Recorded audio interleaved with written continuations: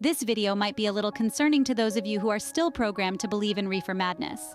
You see, my belief is that the Creator put everything that we need to thrive on this planet. We have thousands of plants that give us food and medicine. We truly don't need Western medicine if we can learn to live symbiotically with the earth and others.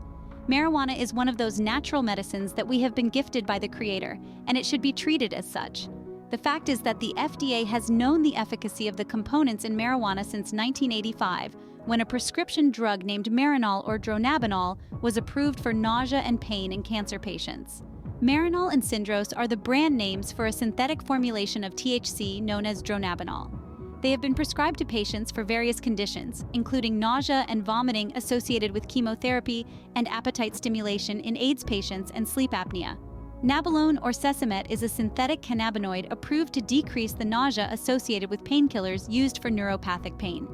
This opens up an entirely different indication, which is neuropathy and related conditions of the nervous system.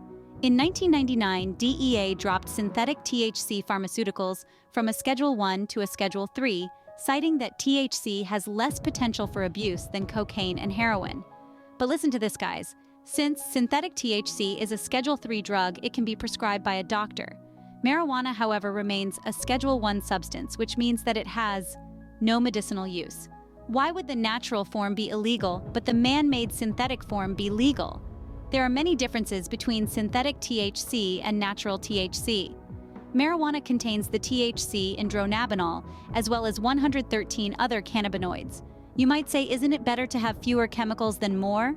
If we are talking about man-made medicine or food, I would say absolutely. But if you have seen my video on sacred geometry, which I will link at the end, you will know that nothing in nature is accident. It can't be by design. So the various chemical components that a plant can produce work symbiotically as a holistic treatment for various conditions. They also work symbiotically with other plant medicines. This is the importance of having exposure to tribal and familial medicinal concoctions. But I digress. One of those cannabinoids in marijuana is cannabidiol, commonly known as CBD, which is openly available in most states because it doesn't have the euphoric effects of THC. It turns out that CBD is the major component for anticonvulsant effects, making it effective for epilepsy and conditions such as multiple sclerosis or idiopathic seizures. The plant also contains an alkaloid called cannabichromene or CBC, which gives marijuana anti-inflammatory and pain-killing effects. One component not only decreases inflammation, but takes away the pain as well. So many conditions are based on inflammation, from IBS to arthritis. Yet millions of people have a severely compromised lifestyle because they suffer from these conditions. Again, I must ask, why is marijuana still illegal in some states? People lost decades of their lives in serving time in prison over a natural medicine. Another difference between synthetic THC and marijuana is called the onset of action. Basically, how quick it works. Marinol takes over an hour, while inhaled cannabis takes seconds to minutes for it to work. Imagine that. Someone in severe pain could have immediate relief, but instead they have to be in pain for an hour waiting for the pharmaceutical to work. Why? The FDA approval of THC marked a pivotal moment in recognizing the therapeutic potential of THC beyond recreational use. However, the prohibition of marijuana is only in the best interest of the industrial medical complex. Many people have had the quality of their lives diminished, whether it's a pot smoker who did time or a person who lives in chronic pain, despite the fact that their gut has been destroyed by NSAIDs. Many lives have been diminished. Why? The FDA felt it was safe enough for people with cancer and AIDS who may be on numerous immunosuppression and oncology drugs. Additionally, it has been used for centuries without significant side effects. Remember that plants have numerous alkaloids in them that are specifically designed to work. Is it possible that Big Pharma has suppressed the use of marijuana because of the many medicinal benefits of the plant? In recent years, there has been a seismic shift in attitudes toward marijuana, with increasing recognition of its medicinal properties. Once relegated to the realm of recreational use, this ancient plant has emerged as a promising source of relief for a myriad of medical conditions. From chronic pain management to neurological disorders and mental health issues, the therapeutic potential of marijuana is vast and varied. Let's take a look at a few of them. First, chronic pain management. One of the most well-known medicinal applications of marijuana is in the management of chronic pain. The cannabinoids found in marijuana particularly THC and CBD, interact with the body's endocannabinoid system to modulate pain perception and reduce inflammation. This has made marijuana an attractive alternative to traditional pain medications, especially for individuals suffering from conditions such as arthritis, fibromyalgia, and neuropathy. Marijuana does not cause constipation, which is often a limiting factor in the use of opioids. Next, neurological disorders. Marijuana has shown wonderful promise in the treatment of various neurological disorders, including epilepsy, multiple sclerosis, MS, and Parkinson's disease. In particular, CBD, a non-psychoactive compound found in marijuana, has been hailed for its anticonvulsant properties, leading to the development of CBD-based medications such as Epidiolex for the treatment of certain forms of epilepsy. Additionally, THC has been found to alleviate muscle spasticity and improve mobility in MS patients, offering hope for an improved quality of life. The mechanism of action of marijuana in the treatment of neurological disorders primarily revolves around its interaction with the endocannabinoid system, or ECS, in the body. The ECS is a complex network of receptors specifically designed to work with endocannabinoids, which are naturally occurring cannabinoids produced by the body, and enzymes that play a crucial role in regulating various physiological processes, including mood, pain sensation, memory, appetite, and immune function. Marijuana contains hundreds of chemical compounds, but the two primary cannabinoids of interest are tetrahydrocannabinol, THC, and cannabidiol, CBD. THC is psychoactive and primarily binds to cannabinoid receptor type CB1, which is abundant in the central nervous system, including the brain. CBD, on the other hand, does not produce psychoactive effects and has a more complex mechanism of action, including interaction with CB1 receptors and modulation of other neurotransmitter systems. In the context of neurological disorders, the therapeutic effects of marijuana are thought to arise from its ability to reduce inflammation and protect neurons from damage. It follows that those suffering from other neurological disorders could benefit from the use of marijuana. Let's delve a little deeper into neurological disorders. 1. Epilepsy. CBD has shown anticonvulsant properties and has been effective in reducing the frequency and severity of seizures in certain types of epilepsy, likely through its interaction with CB1 receptors and other ion channels involved in seizure regulation. 1. Multiple sclerosis, or MS. THC and CBD have demonstrated anti-inflammatory and neuroprotective effects, which may help alleviate symptoms such as muscle spasticity, pain, and bladder dysfunction in MS patients. 1. Parkinson's disease.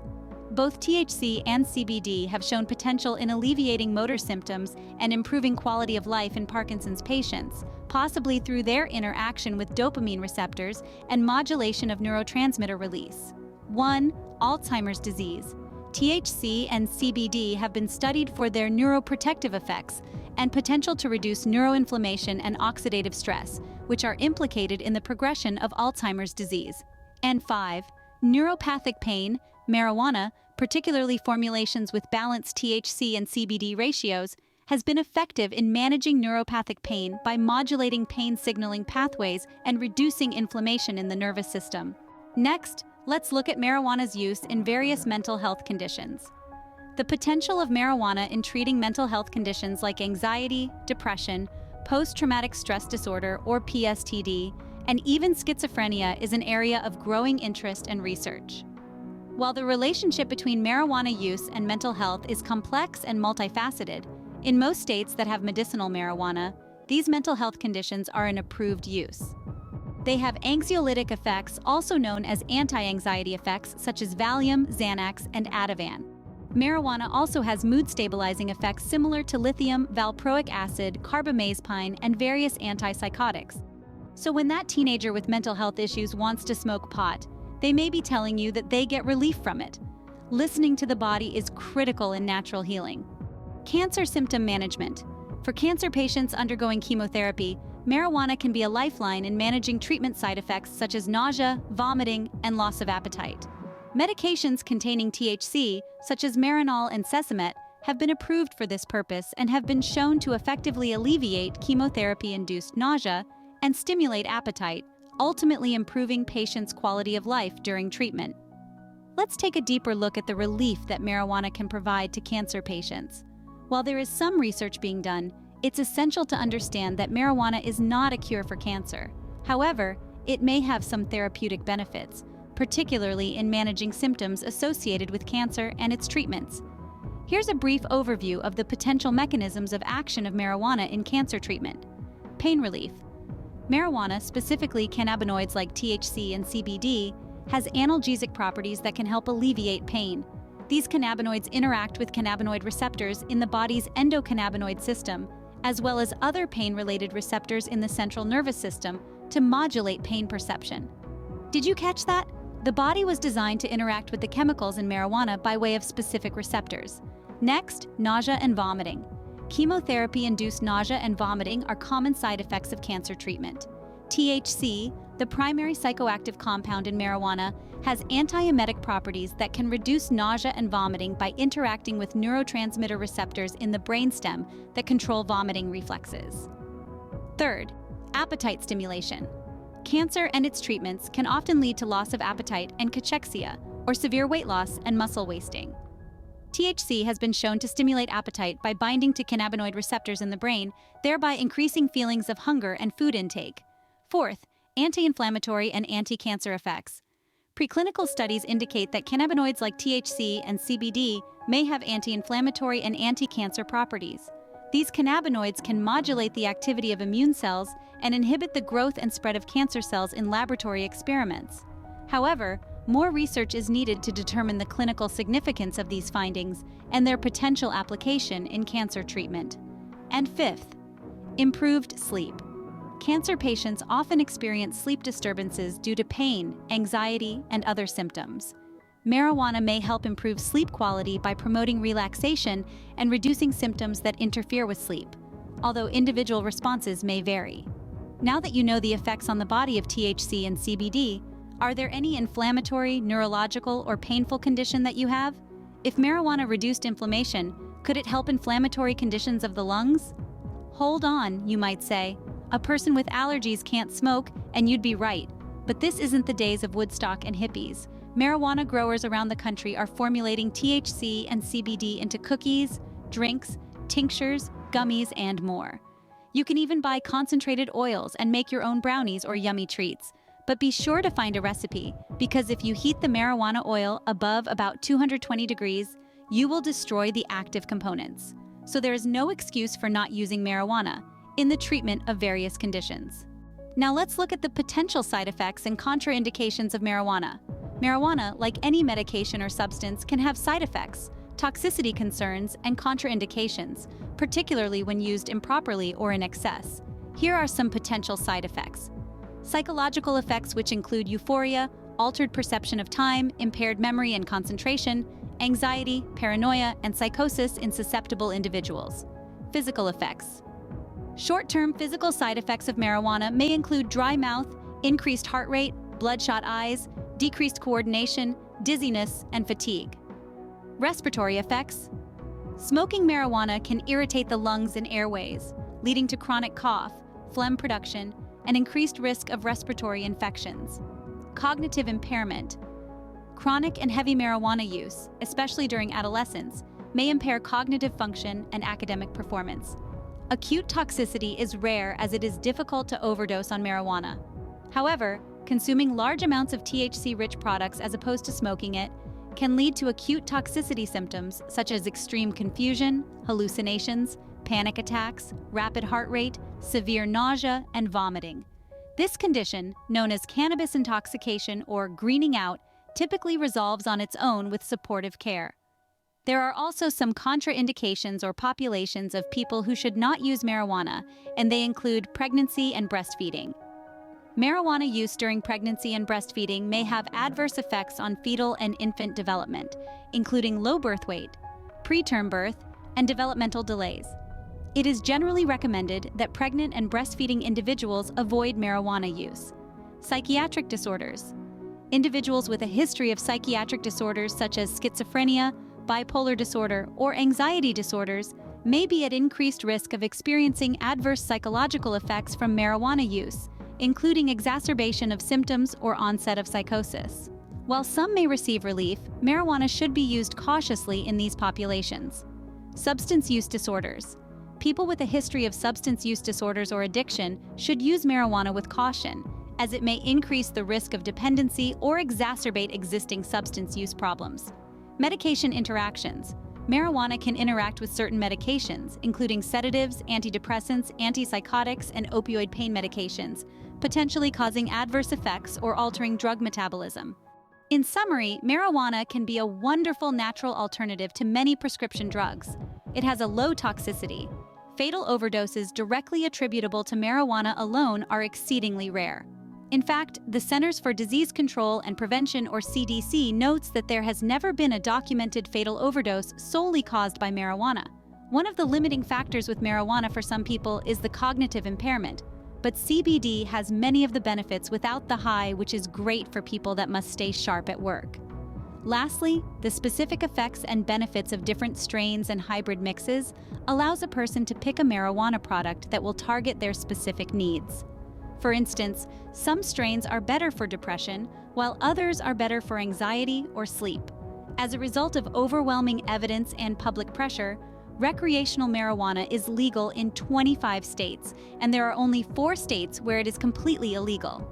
In addition to the 25 recreational states, another 13 states have medical marijuana laws. That means that 38 states, or 3/4 of the country, recognize the medicinal value of marijuana. If you have recreational or medical marijuana in your state, I highly recommend talking to your doctor about trying to reduce some of your prescription drugs with medical marijuana. If you have enjoyed this video, I've got lots more on my channel, so subscribe to The Ex-Pharmacist for a large collection of videos related to health and natural healing. And don't forget to share with your friends. Until next time.